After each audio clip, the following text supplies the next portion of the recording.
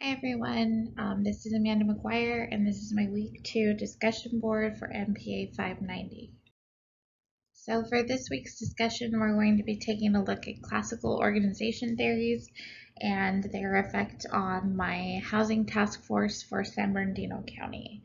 So starting with Weber's bureaucracy, one of the things that stood out to me was the division of labor based on specialty that's part of the organization that he determined. And in this case, this would be something used by the task force because you wouldn't have somebody who works in the housing authority provide mental health assistance to somebody, and at the same time you would not have the sheriff's department building the homes. So the task force is made up of multiple departments for that very reason, to split up the specialties that need to happen in order to create the affordable housing options as well as mental health assistance for our homeless population in San Bernardino County, specifically those with mental health issues and our veterans. The next thing I want to talk about with Weber's theory is the hierarchy of an organization. Weber created this very pointed pyramid of hierarchy where there's one individual on the top that is overseeing everything, and each department underneath it grows based on the number of individuals needed for the task. In this case, there would be a hierarchy similar to this for each department involved in the task force. However, there would also at the top be an equal number of people seated at the table, one representative for each department involved in the task force, and then beneath them would be a more formal type of hierarchy triangle that Weber discussed.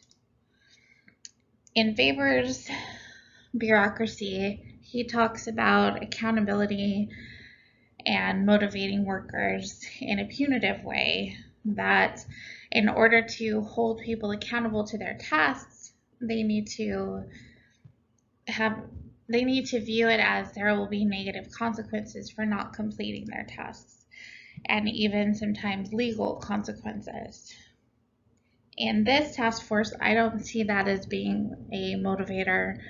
Instead, people would be more motivated from feeling a sense of making a difference, a sense of feeling needed, feeling appreciated, and a sense of accomplishment.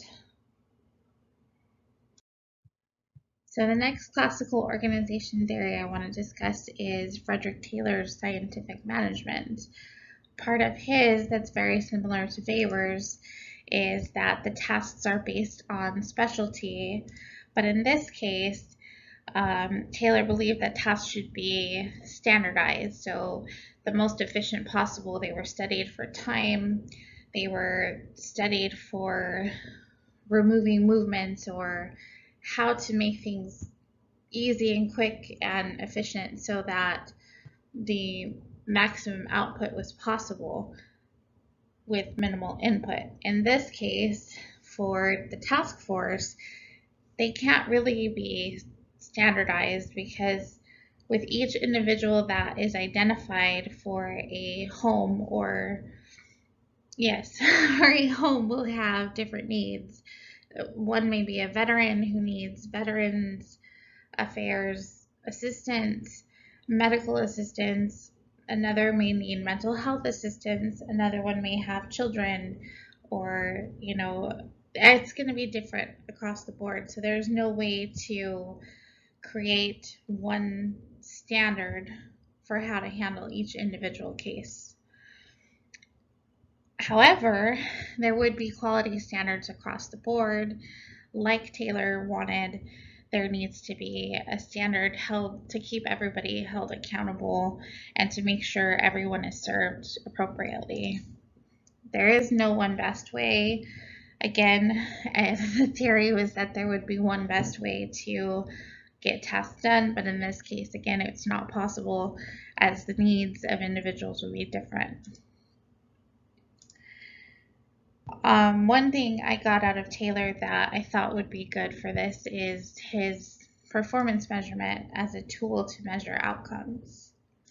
Also, as said before, job reinforcement in this case would be done by reward the number of people that are taken off the streets and given care and put into homes would be reward enough for the people that are involved in the task force to keep going.